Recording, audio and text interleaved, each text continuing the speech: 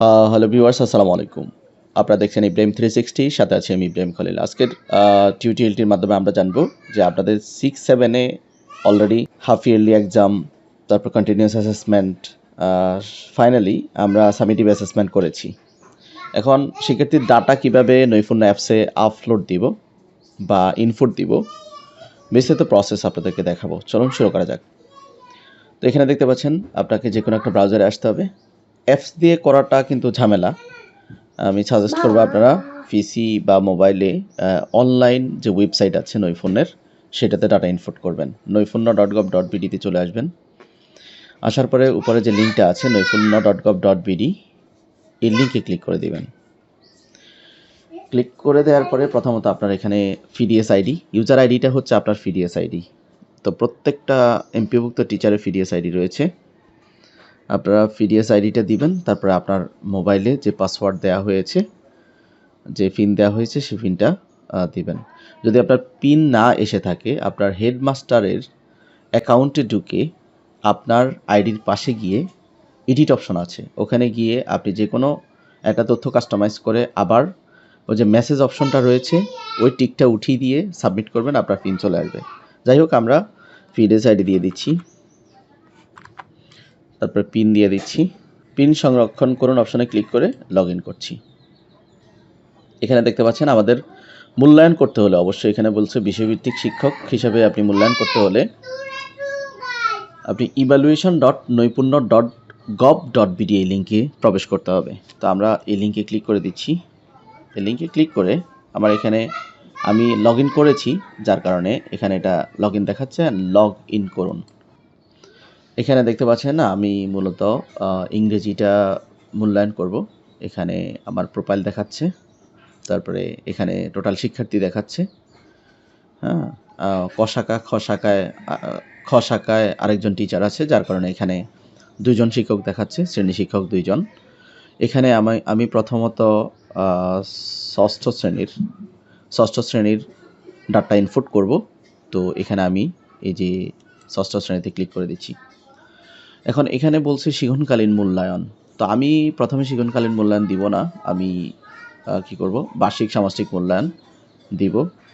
তো বার্ষিক সামষ্টিক মূল্যায়নে আমি প্রথমত 6.2.2 এইটা সাবমিট করব। তো আমি এটাতে ক্লিক করছি। ক্লিক করার পরে আমার সামনে কিন্তু মূল্যায়ন শিটটা রয়েছে, হার্ড কপি রয়েছে। সো আমি ওটা দেখে কি করব, এখান থেকে সে যেটা পেয়েছে, নুসরাত জাহান নূর, রোল 1, তার সে বৃত্ত পেয়েছে। তারপরে আবদুল্লাহ রোল 2, ও বৃত্ত পেয়েছে। তারপরে খাদিজা আক্তার, ও চতুর্ভুজ পেয়েছে। আমেনা আক্তার সে চতুর্ভুজ পেয়েছে। তারপরে শাহিনুর, ফারহানা চতুর্ভুজ পেয়েছে। তারপরে সুমাইয়া আক্তার বৃত্ত পেয়েছে। এমনিভাবে শাহিনুর আক্তার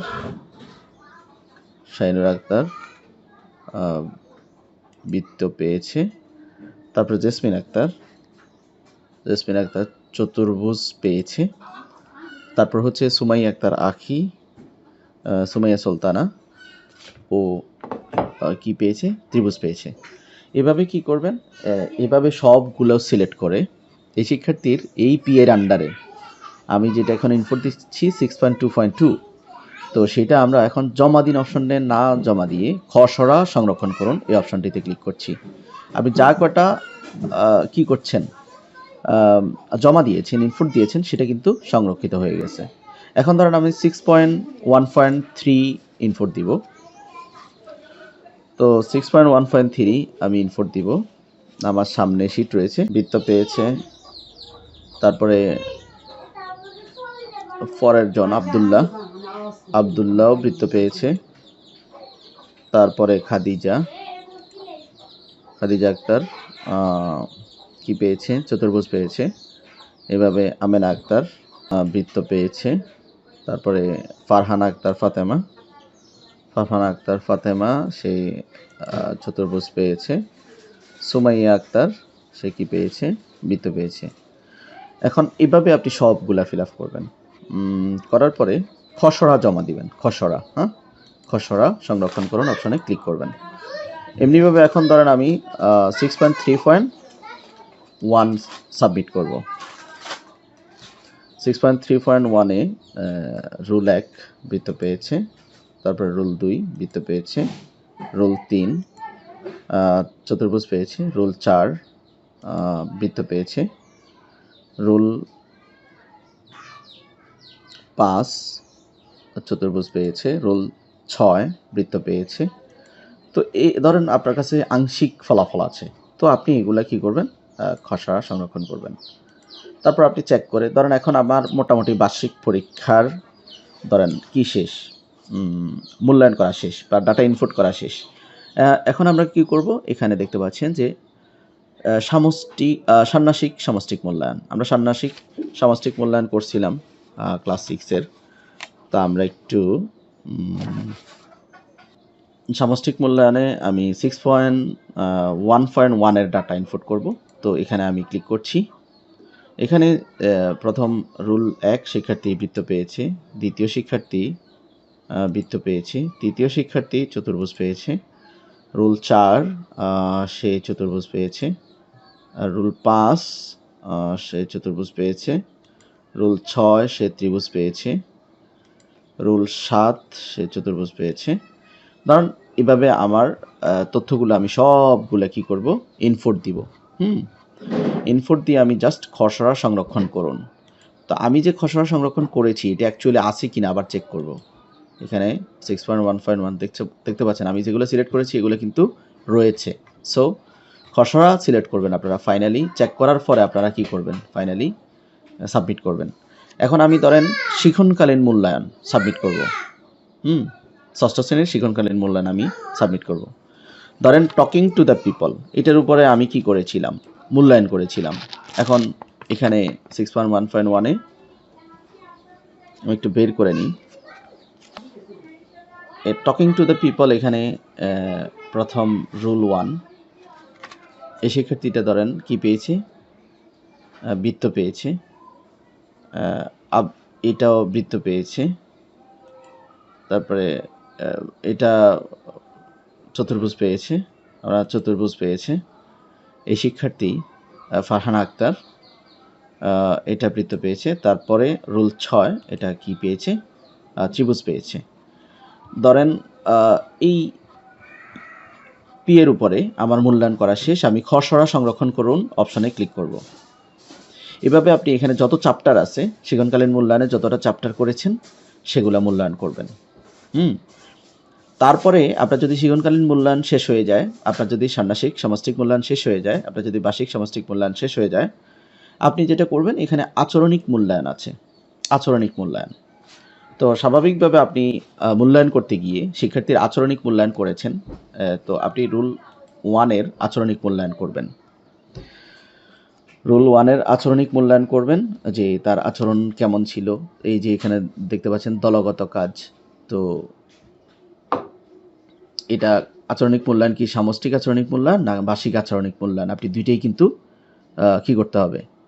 তারপরে আপনার এখানে পারদর্শিতার মূল্যায়ন, পারদর্শিতার মূল্যায়ন তো আমরা জানি যে কোনটায় কেমন ছিল, এটা আপনাকে ক্লিক করে দিতে। যাই হোক আমরা আচরণিক মূল্যায়ন করছি। রুল 1 এটা ওর দলগত কাজে সক্রিয় অংশগ্রহণ সে করেছে কিনা, দলগত কাজে সে অংশগ্রহণ করেছে এবং ভূমিকা যথাযথ পালন করেছে।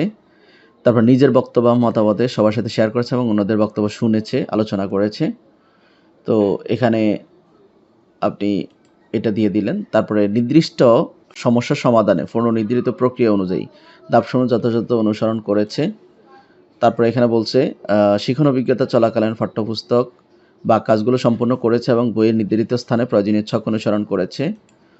এটা সেই শিক্ষণকালীন অভিজ্ঞতা চলাকালে পাঠ্যপুস্তক কাজগুলি আংশিক সম্পন্ন করেছে। পরিকল্পনা অনুযায়ী যথাসময়ে নির্ধারিত কাজ সম্পন্ন করেছে।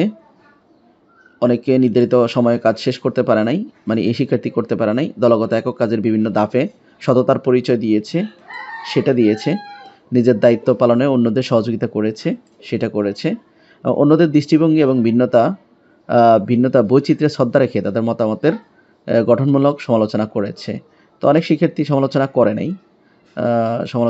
যাই হোক, আমি দিয়ে দিচ্ছি। দলের অন্যান্য কাজের ভিত্তিতে গঠনমূলক ফিডব্যাক কম এসেছে, এমন ব্যক্তিগত যোগাযোগ, উপস্থাপনা, মডেল তৈরি, নান্দনিকতা বজায় রেখেছে। এটা মিড টার্ম ছিল।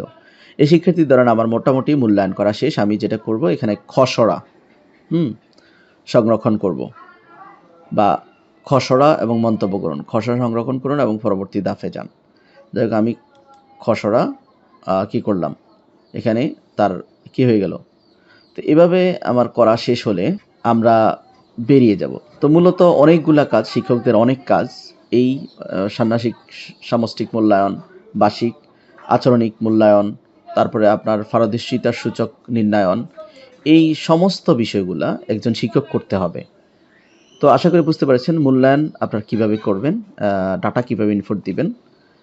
পরবর্তীতে যখন সকল ডাটা ইনপুট হয়ে যাবে, তখন আপনার কিন্তু সার্টিফিকেটের অপশনটা এনেবল হয়ে যাবে। এখানে এখনও কিন্তু সার্টিফিকেটের অপশনটা এনেবল হয় নাই। তো আশা করি বুঝতে পেরেছেন। চ্যানেলটিতে নতুন হয়ে থাকলে মূল্যায়ন রিলেটেড অনেকগুলো ভিডিও রয়েছে আমার চ্যানেলে, আপনারা প্রয়োজনে প্লেলিস্টে গিয়ে দেখে নিতে পারেন।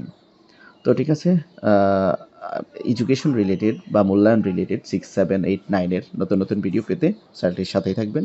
অবশ্যই সাবস্ক্রাইব করে দেবেন। আপনি যদি ফেসবুক পেজ থেকে দেখে থাকেন, পেজটি ফলো দিয়ে রাখবেন। ভিডিওটি হেল্পফুল হলে লাইক এবং শেয়ারের প্রত্যাশা করছি। ভালো থাকবেন সবাই। আসসালামু আলাইকুম।